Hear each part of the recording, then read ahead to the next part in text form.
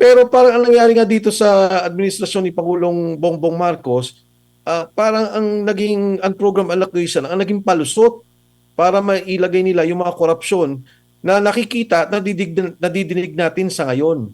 Kasi katulad na nabanggit mo, Admar, kung priority yan, dapat nandun na yan sa mismong budget na inumpisahan natin.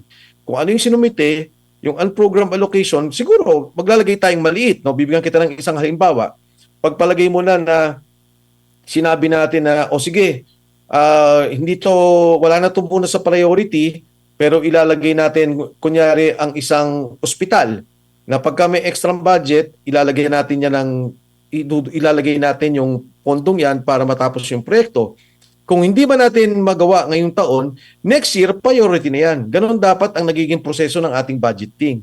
Kaya nakakalungkot, Admar, at mabuti na rin, nandiyan na rin naman, kumilos na rin ang Korte Suprema na magkaroon ng agarang pagdinig dito at magkaroon ng malinaw na desisyon o batas at maging batayan kung paano tayo magsasagawa ng isang budget.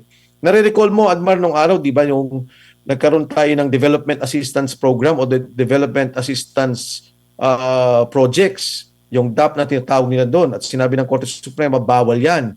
Hindi pwedeng mag-allocate per congressman or per senator para magbuo ng mga proyekto na kanilang gagawin. Dapat nasa kabuuang budget yan at hindi lang inilalagay o binibigay sa isang miyembro ng Senado. So, magmula noon, natanggal. Pero nga, ang nangyayari, pinapalusatan pa rin ng batas, pinapalusatan pa rin yung proseso na nilagay ng ating saligang batas. Malinaw na rin ang saligang batas natin dyan para magkaroon ng ganitong klaseng sistematiko at organisadong korupsyon na nakita natin.